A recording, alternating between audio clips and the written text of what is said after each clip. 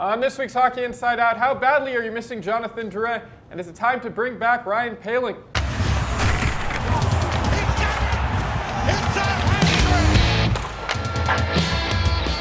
Welcome to this week's Hockey Inside Out, which is brought to you by Madison's New York Grill and Bar in downtown Montreal on Drummond Street, your home away from home for Canadiens road games. Okay, on this week's show, we have the same three people who have been with us for the past 4 weeks. We've got Stu Cowan from the Montreal Gazette, CBC Daybreak's Jessica Resnick, and comedian Joey Elias.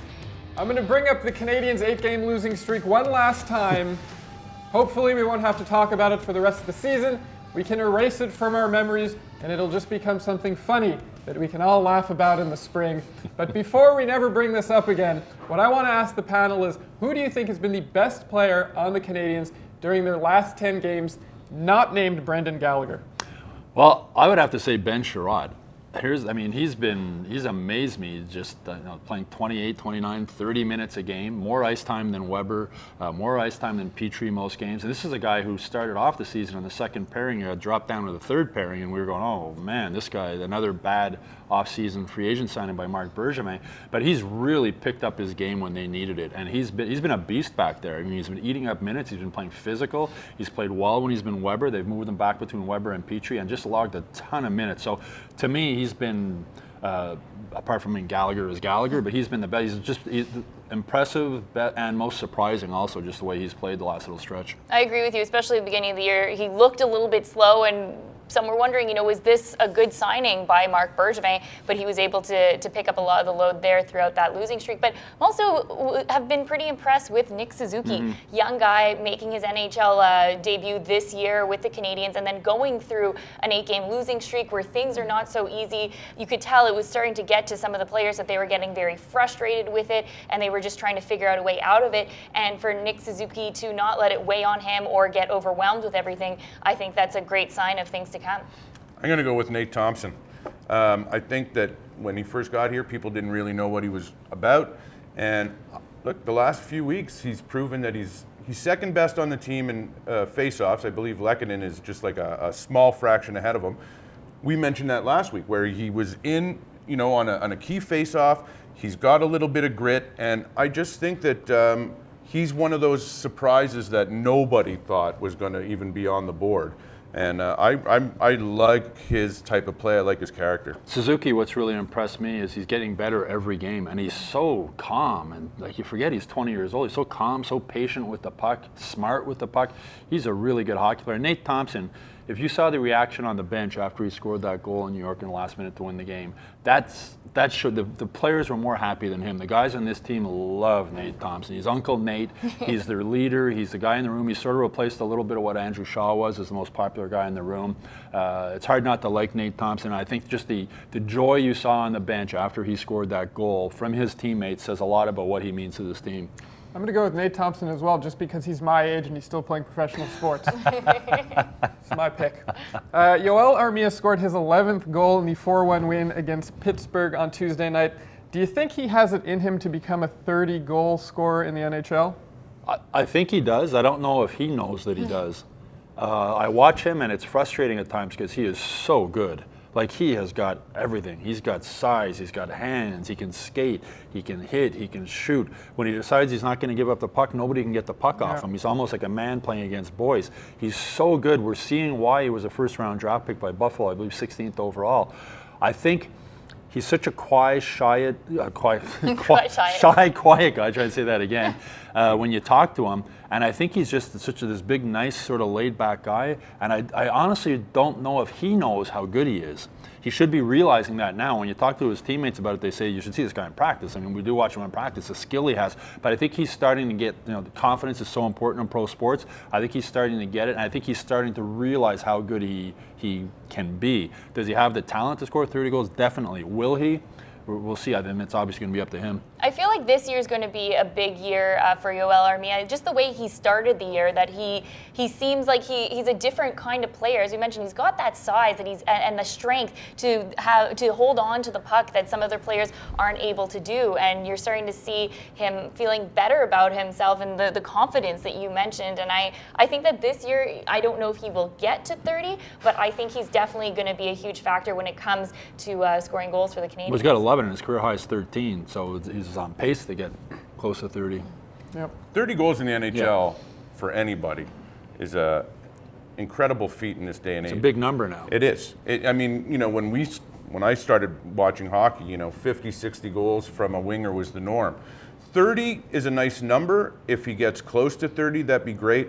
I think what people want to see from him is just consistency, not necessarily just putting the puck in the net, but just being a good teammate, a good line mate, and bringing the best out of his line mates as well.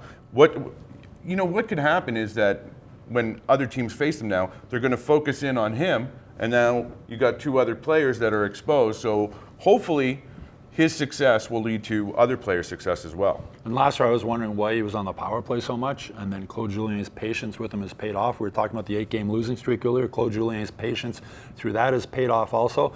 So as we'll see going forward, but I mean, he's definitely got the ability to score.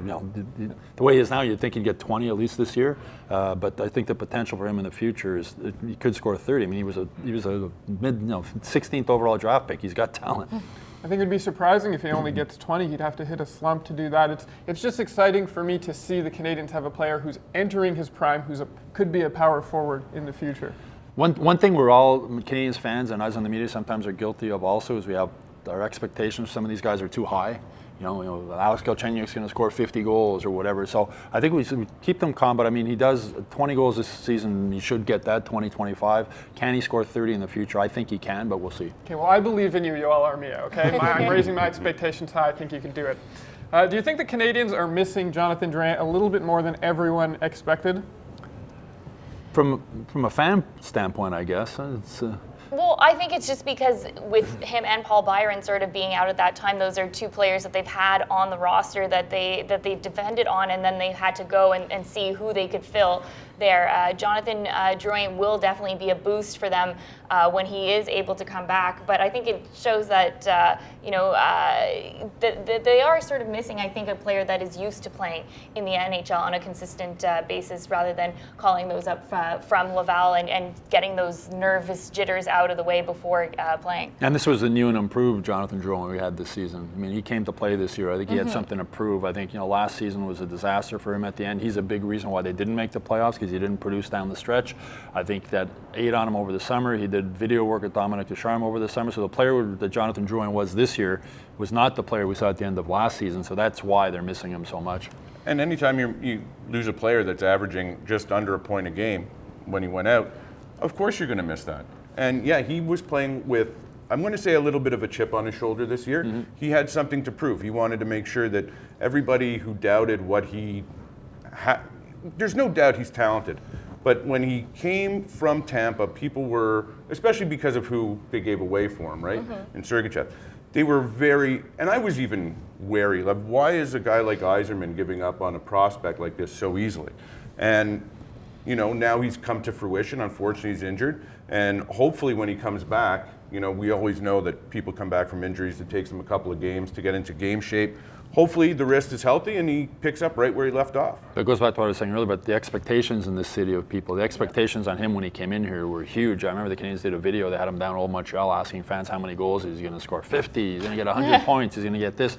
But kudos to Jonathan Drouin for the way he improved his game this year. He improved his work ethic. Especially after the way the preseason went for him. That's right. Well, he had such a bad preseason. The good thing, I guess, about the injury, it's his wrist, so he'll be able to get on the bike and keep his cardio on that up. But they miss him, and they'll be a better team when he comes back. I remember that video. It was a man on the street video. That's right. They got him to host it. I don't know why they didn't reach out to me. That's my specialty. I'm that guy here. I thought you were going to talk about the video where he was stealing the nuggets from people at McDonald's. That was awesome. Yeah, that was also a good video. Again, by the way, I do that not on video.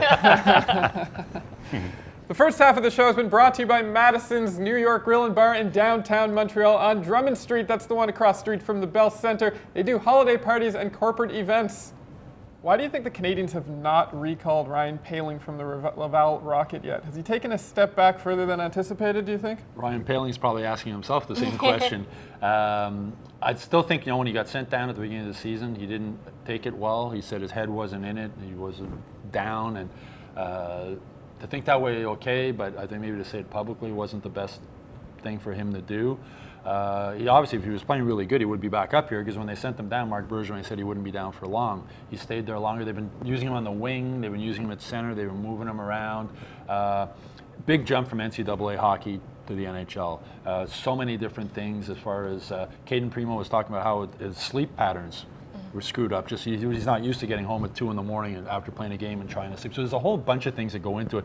More games, better you're playing against better competition, obviously. So I think it's growing pains. But Ryan Poehling's going to play for the Canadiens. It's just let him stay down there, let him get ready, let him maybe be humbled a little bit. Here's a kid who's probably always been the best player on his team his whole life, never been cut from a team, and just realize how hard it is to make it and how hard you have to work to get to the NHL. I think also that game where he played last year, the final game against Toronto, everyone sort of saw this happening, that it was such a fantastic game from him that there's no way he would be able to follow it up. And he said, I don't expect to score a hat trick and then the game winner in a shootout every single night, but probably is a little bit of that cockiness that he was always sort of the best guy on the team. Then he comes here and things are not as easy as it was in that one game for him. And going down and getting cut, going down to Laval, pouting a little bit about that. I think that especially with Joël Bouchard, he did not like that kind of attitude. So I think that the Canadiens are now also using this opportunity to give other players, a taste of what it's like playing for the Canadiens, like Barber getting to play in Pittsburgh, where he's from, and he deserved it from his play in Laval. So I think they're just sort of letting Poehling realize that there's some other players that they can use, and eventually he will be in the NHL, but he's not going to skip the line. Well, you touch on a good point there. They've been calling up so many guys. There's a competition going down there in Laval now. If I play well, I'm going to get called up. It's not automatically going to be the first round draft picks. And that concussion he had in the preseason set him back a bit also. So there's that to factor in as well. I think the fact that he's down in the minors with a coach like Joël Bouchard, who's going to take the young kids like himself, give him all the skills he needs. Like you said, give him a little humility. Nothing makes a player or even a comic, work harder than being humbled. So, and I think he's moved down on the depth chart a little bit in Laval, but I would keep him down there for the year. Let him play a full season down there under Joël Bouchard. Let him get his confidence going again, and then bring him up, and then maybe he does have another fantastic game like he did in Toronto. If the injuries keep piling up now, we'll see what Pekka's situation is. Oh, that's right. He's eventually, he will be up here, I think. And maybe that his first game in the NHL didn't help him. I mean, how do you come off that cloud? Well, we're talking about expectations. He scored 8 goals, I think, in NCAA hockey the previous season. He gets 3 goals in one game, and this guy's going to be a 30 goal. That's not his game. Ryan Poehling's not a big goal scorer.